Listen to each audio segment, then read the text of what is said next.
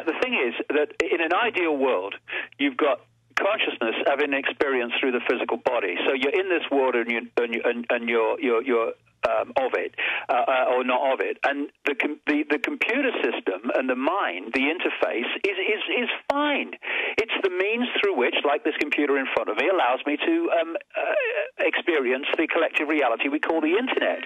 The key is when consciousness is kept out, and what's left is the computer, because then the computer is deciding where you go on the internet and what you think of it and how you act on it, not the person on the keyboard.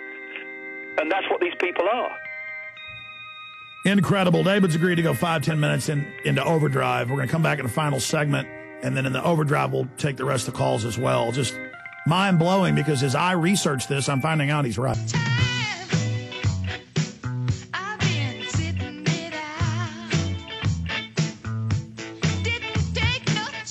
Well, an amazing interview with David Icke, and we're going to take some of your phone calls right now from Chris, Tim, Aria, Ryan, Tim, Leo. In fact, Aria, Ryan, Tim, Leo, and others have been given the number 888-201-2244. Take a few calls in overdrive with David Icke. But David's going to be speaking in Phoenix, October 17th. Details at davidicke.com, Phoenix, Arizona, and then Bellingham, in between Seattle and Vancouver. And what date is that in Bellingham, David Icke? The 4th. October 4th. Speaking all day on the Sunday, yeah. And folks better get tickets, because, I mean, don't you sell out every event you have? Well, that's been the case for a little while, yeah, because the interest is so fantastic. I mean, you know, after Phoenix and Bellingham, I'm doing Amsterdam just before them, and then I'm going to Gothenburg in Sweden, Athens, Greece, Zurich, Switzerland. I mean, the world is waking up, Alex. Hallelujah to that. Yeah, and I don't think the globalists can set off nukes and stage new wars and get away with it. I mean, I think they, man, I tell you, this is the great crossroads that we're certainly at right now. Chris in Florida, you're on the air. Go ahead. Welcome. Hey, Alex. Hey, David. Hello, Chris. I just had a question about what we see a lot lately. The elite are real obsessed and into the occult, and they've kind of been commercializing it, like with movies and with celebrities wearing, like, Kabbalah bracelets. You saw that for a while. It was a trend. There are big rituals when, like, aspects to 9/11 and Columbine and these types of things. Yes, they mainline it, and then it's revelation of the method, because, again, they're engaging in mass programming at the archetypal reptilian brain. David Icke. That's exactly what they're doing, yeah, and other things too, because, again, it's important to stress that these people understand reality to a far greater extent than they allow the people to. You know, this is why they've destroyed ancient knowledge and destroyed ancient history and stuff like that as much as they can, so they can replace it with their fake history. So we don't know, where all this has come from, and it's very much more difficult to get a fix on where we are. And they understand reality, and their rituals are designed to manipulate and program reality. That's why they do them. And people think of satanic rituals, with people around a slab at an altar, and my goodness, do they go on, and some of the most famous people in the world take part in them. But there are mass rituals too, and something like a war, a Second World War, is a ritual. 9/11 is a ritual to them, and they're doing it systematically. And, on one level, this reality, and then even mainstream science is understanding this now, is digital. Another reason why I think it's highly significant, this move over to digital television, personally. And it's numbers, it's mathematics. And so all this numerology and all these occult ritual codes that they use, where they do things on a certain day, and you see 33s and 9/11s, these are all coming from a level of knowledge of how you can manipulate numbers to and let me throw this reality. out.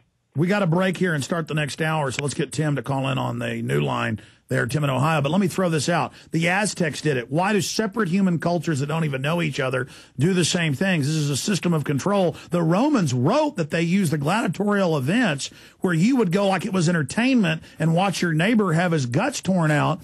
So a month later, when you were getting your guts torn out, your neighbor wouldn't stand up for you against the state. It's making a sport, like these cop shows, out of seeing the cops hunt us down. We're dehumanizing ourselves. So the ritual has a reason. There's a method to the madness. Is that what you're saying, David? Oh, absolutely. I mean, they are crazy, but they're very clever in the way that they use the knowledge they have. Crazy like a fox. Infowars.com, prisonplanet.com. You can get all our books, videos, and materials and support us by visiting Infowars.com, the online video bookstore, and prisonplanet.tv. Our guest site is DavidIcke.com. We have links to it up on Infowars.com. He's coming to the United States to speak in October. We're going to break for 1 minute, say bye-bye to stations, come back in overdrive at prisonplanet.tv and the Infowars.com streams. Great job to the crews. Great job to everybody else. 8-10 minutes overdrive right now. Here we go. Say Radio News.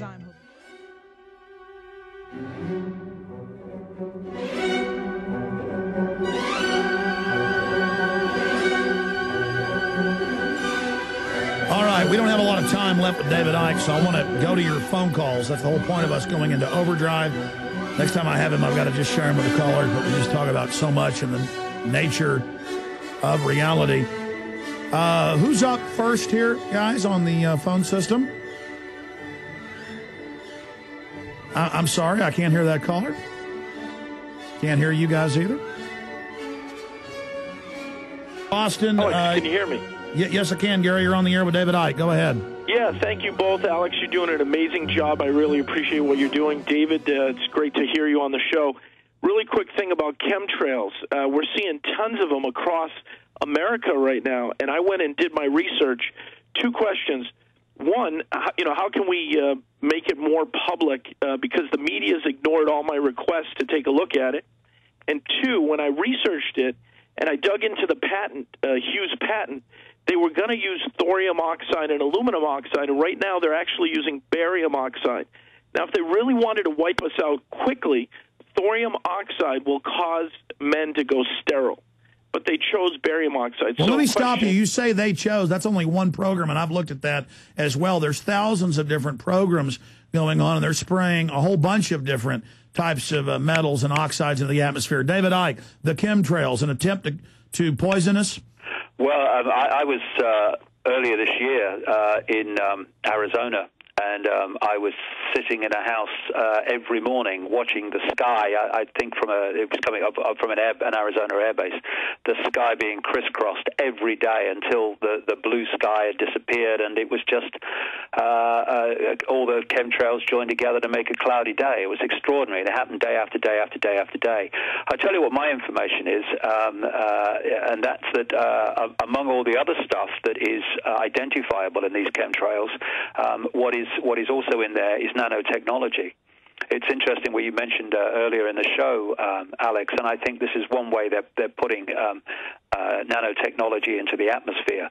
I feel myself that the chemtrails and the HAARP system are completely connected. I mean, I think there's multi-reasons why the chemtrails are there, and there's multi-things in them to have multi-effects.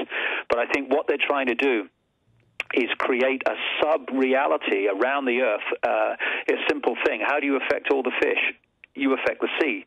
And the radio waves bouncing off the ionosphere from HAARP and the way they're changing the lower atmosphere, I think, are fundamentally connected. I've not connected everything there, but I'm sure that that's where the truth lies.